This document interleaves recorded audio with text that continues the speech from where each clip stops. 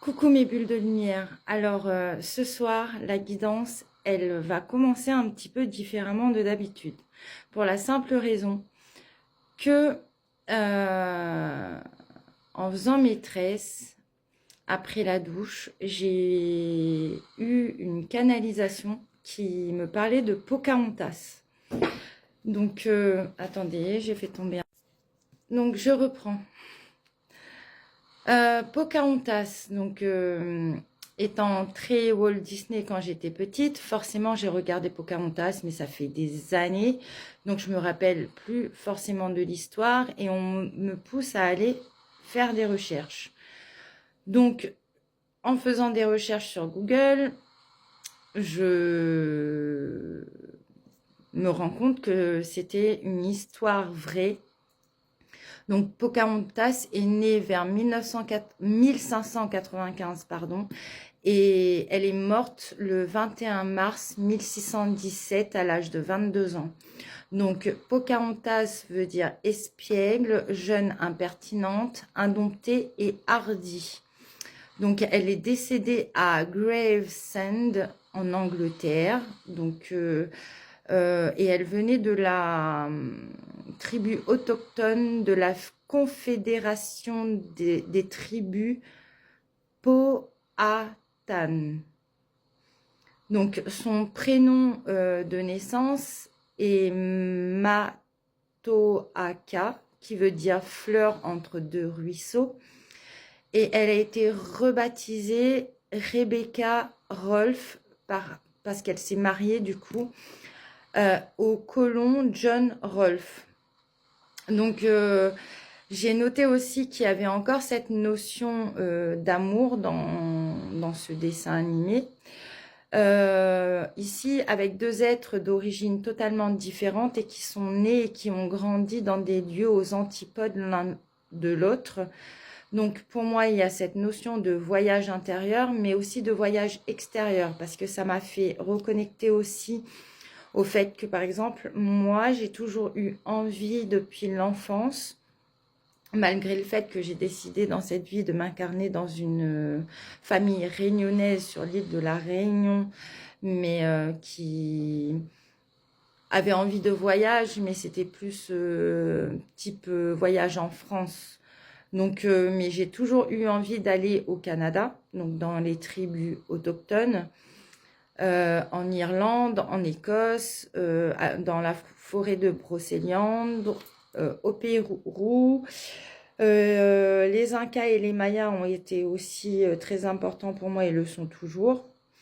Au Tibet, au Népal, en Mongolie et en Égypte. Alors, clairement, je ne sais pas du tout où cette guidance va mener, mais c'est certainement que quelqu'un a besoin de l'entendre parce que c'est très spécial. Donc, la fin de journée, pour moi, a été très émotive car j'ai dû descendre, encore une fois, dans mes retranchements les plus profonds en lien avec l'amour malsain pour pouvoir aller vers de l'amour sain dans ma vie. Ce qui m'a fait penser, on m'a fait canaliser que très bientôt, là, on va être dans des portails énergétiques du 1-1-1, donc le 10 janvier et le 11 janvier, donc pour moi, je pense clairement que ce n'est pas anodin. Étant connectée aux ancêtres de mes lignées de cette vie, mais également de mes lignées de mes vies antérieures, car je nettoie et libère aussi pour eux, c'est possible qu'ils souhaitent passer un message ce soir au travers du tirage. Donc, je pense qu'il va y avoir un énorme shift énergétique dans les jours à venir, en ce qui concerne l'amour, mais l'amour au sens large, hein, l'amour de soi, l'amour de la vie, l'amour de tout le vivant, l'amour de l'autre, etc. Voilà. Donc, l'entrée en matière de ce soir, Pocahontas, les ancêtres autochtones. Donc, du coup, je prends mon oracle des esprits protecteurs, guides, guerriers, anges et chamans. Je pense que c'est assez en lien. Voilà. Je me connecte à mes anges, à mes guides, à la source, à Pocahontas, aux lignées des chamans. Qu'avez-vous à faire passer comme message à travers moi aux personnes qui regardent mes vidéos? Quel message?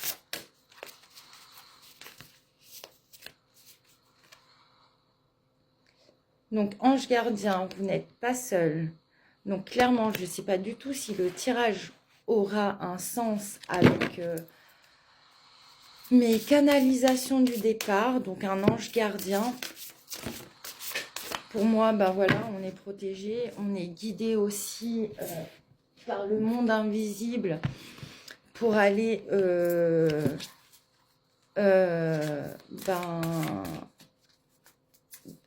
pour aller vers ce qu'il y a de mieux pour nous, bien évidemment.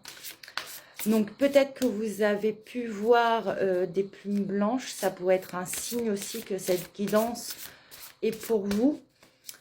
Là, il y a un œil, la lune et un rond qui, pour moi, symboliserait le soleil. Mais avec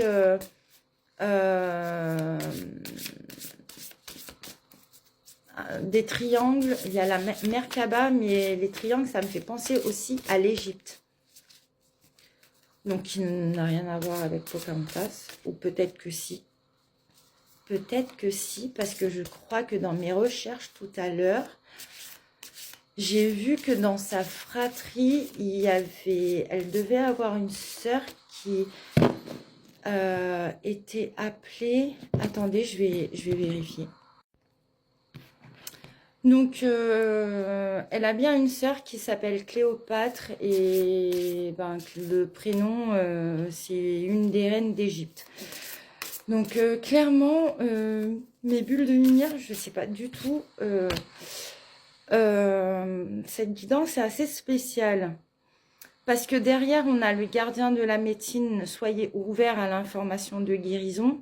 Donc, c'est peut-être possible que vous ayez une lignée autochtone et une lignée égyptienne, en lien avec les Esséniens, les Cathares.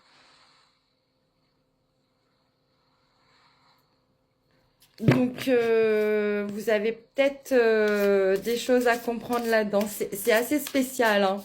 Je suis entièrement d'accord avec vous. Est-ce que vous pouvez m'écrire en commentaire ce que ça peut faire réémerger chez vous? Il y a la gardienne de l'eau avec connectez-vous à vos émotions qui sort aussi. Et je vous ai dit juste avant que la fin de journée a été très émotive pour moi parce que je poste des vidéos sur TikTok qui vient déclencher et faire réémerger certaines émotions chez vous. Mais il y a des personnes qui postent des vidéos sur TikTok et qui ont le même effet sur moi, qui vient me faire travailler aussi certaines choses et épurer et continuer de guérir. Et il y a encore des libérations à faire au niveau de cette notion d'amour malsain. Donc, s'il vous plaît, mes guides, mes anges, on est déjà à 8 minutes 44. Quel message avez-vous à faire passer, s'il vous plaît, à mes bulles de lumière? Aimez et laissez-vous aimer.